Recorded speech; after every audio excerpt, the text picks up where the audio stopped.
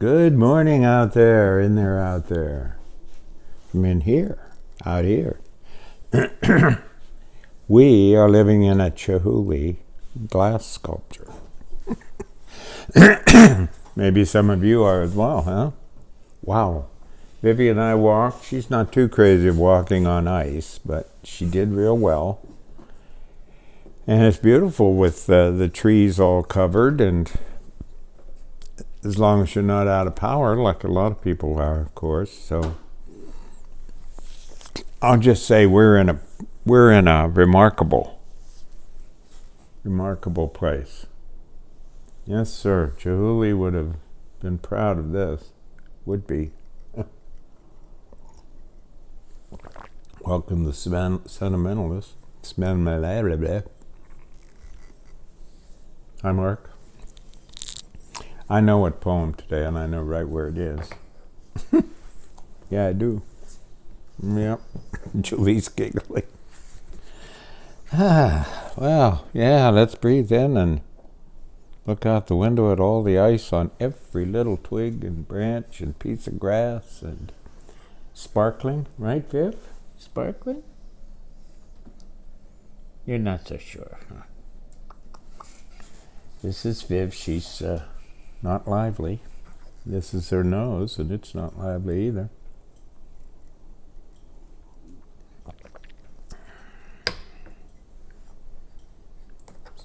So my sister's sitting by her pool, and this guy comes by, and her pool, the association pool in Longboat Key, Florida, there's no ice.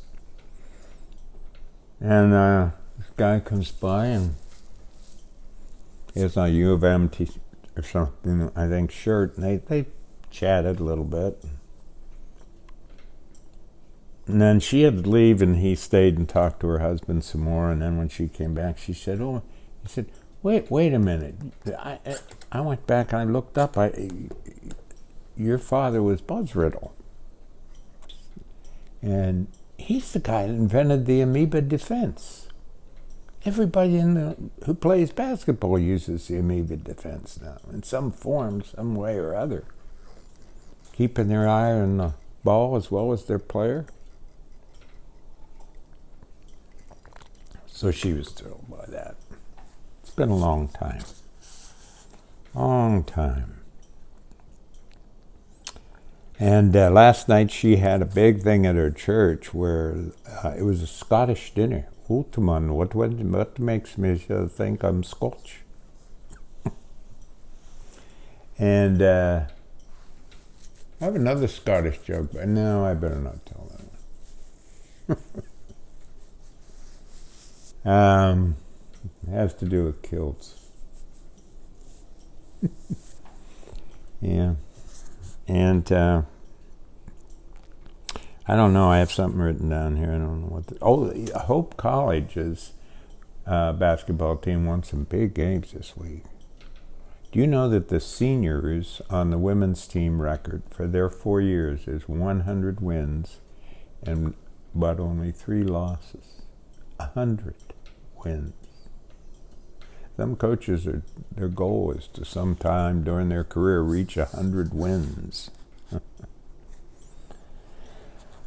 Tomorrow night at 6 o'clock, I originally said 6:30, but it's at 6, Fountain Street Church in Grand Rapids, that wonderful big old church. We're going to do the anthology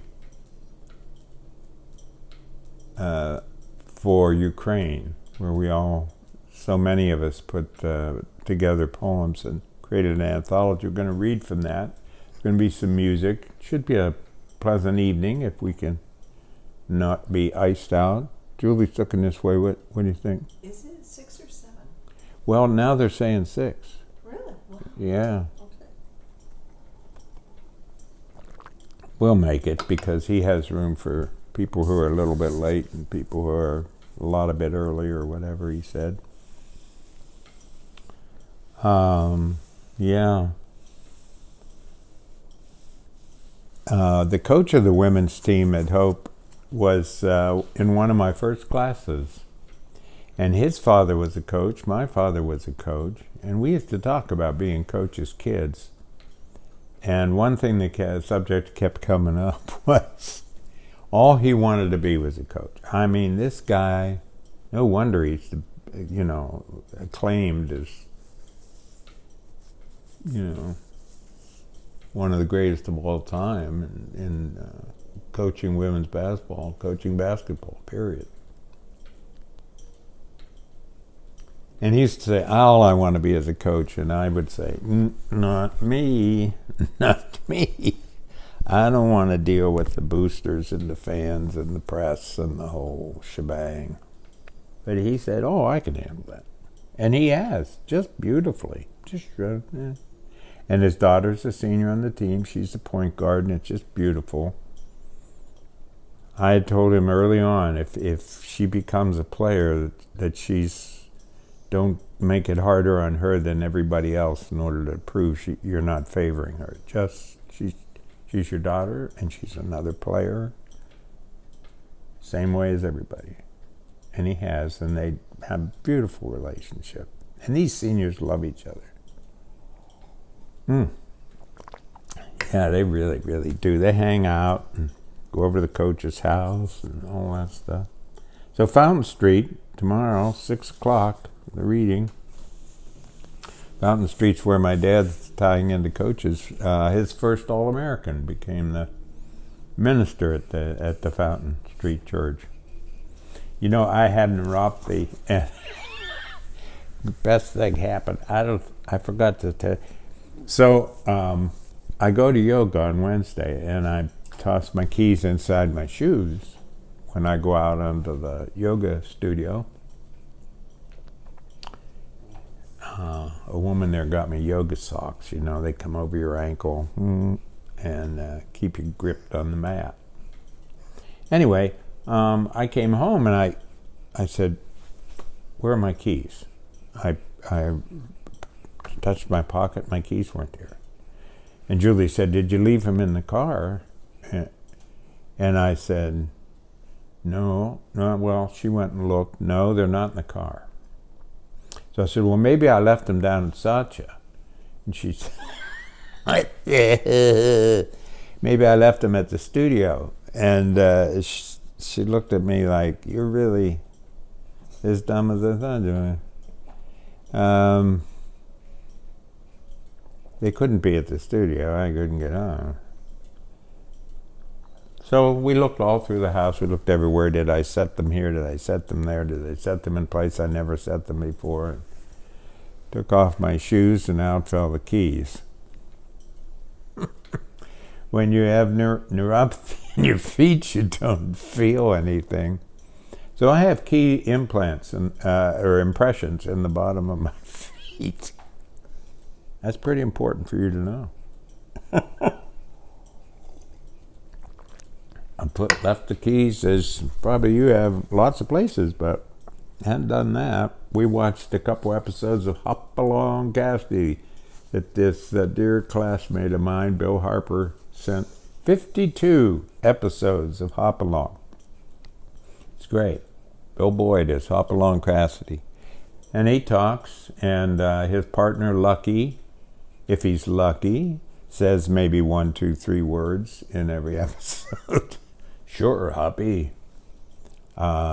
Maybe over there, Hoppy. And then California, the elderly sidekick of Hop Along Cassidy, he just goes, wow. That's about it. It's a great time. GF Corick has done so much to make this Fountain Street. Look at me, I'm doing. That's okay. Get the paper back from my freshman comp. Tangent, tangent, tangent. But tangents are, you go to tangents because they're interesting, right? I read a wonderful article. They've been doing some science studies, and because so many things that we believe or believed, even back to Galileo or whatever, it's been a big emphasis on the notion of truth as getting rid of things like the earth is the center of the universe and saying, no, it's not, no, it's not. And this article was about how valuable it is to have your own illusions. Isn't that great? Have your own illusions. Like, Vivi knows what I'm saying. Or just, I've a friend who has elves in his backyard. Have your own. In Iceland, there are elves there all over the place. Gnomes. Is it elves or gnomes? I get them mixed up. The gnomes have the hat over the eyes. Yeah. Anyway, so illusions, I like that. I like that a lot. And they can be like people who are no longer with you and you talk to them, walk around the house talking to yourself, whatever. Julie's at the spinning wheel. I think the spinning wheel has a presence. I think it feels like it's alive there. It's our pal. Yeah. I don't want somebody telling me, are you kidding me? No, I don't want that. After all, imagination is part of us. No, we have to be moral, of course, about it. You don't want to have illusions like Putin does, but illusions like, or Mary, what's her name, Green, or that's really something, isn't it? There's Joe Biden in Ukraine, and he's being yelled at for not being in Ohio at the train tracks when he sent Buttigieg there. I mean, come on. What do you want? 2 places away. You can't win. And fortunately, he just knows that they're just out to get him. So yes to illusions and ice storms, and we're in the midst of it. Man, I keep coming back to that illusions thing. I really like that. I just think, heard a really fine reading from a Kevin Carey poet last night. She wrote a book called Boy, about her little brother who she lost when he was 4. And I'm reconnecting with some wonderful cousins. How we doing, Julie? That's about all the news there is to not print. Huh? I'm going to do a wonderful thing at, I forget the date, but I'll get that to you if you're interested at all. But it's a very nice program at UU Church, and they have this series called Vesper Poets, and you combine music with your own poems. And I'm going to get to do that. I think it's in March, and I think I'm going to call it. You have to have a title. I think I'm going to call it What Matters. And so I get to pick out, 3, 4, 5 musical pieces to go along with the poems. It should be really nice. It'll be on Zoom, so it'll get out there. Yeah. And got a reject slip this week, and always trying to think what an editor wants. This one was a little harsh. It was, your poem does not fit what we stand for. And I never send anything I don't think doesn't fit, so I certainly looked at the magazine, and I know the magazine. So I thought that was a little harsh, but harsh times. My harsh is so minimal, it's almost embarrassing or it is embarrassing to even bring it up. So one magazine I looked up, it said that the editor expects the first line. Where'd you go? Oh. The first line to be a grabber. So this poem is titled, After Learning a Literary Magazine's Editor Expects the First Line to be a Grabber. Call me Ishmael. The rock band 4 blocks away sends its party till the sun comes up beat, wrapped in aberrant guitar riffs onto the porch. Onto the porch, where among the pots nailed to the railing and trailing, creeping Jenny down the slats, I listen and wonder just a bit, just for a moment, where it all went, leaving me here in the early September air.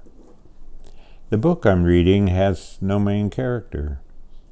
That's how it's been for a while.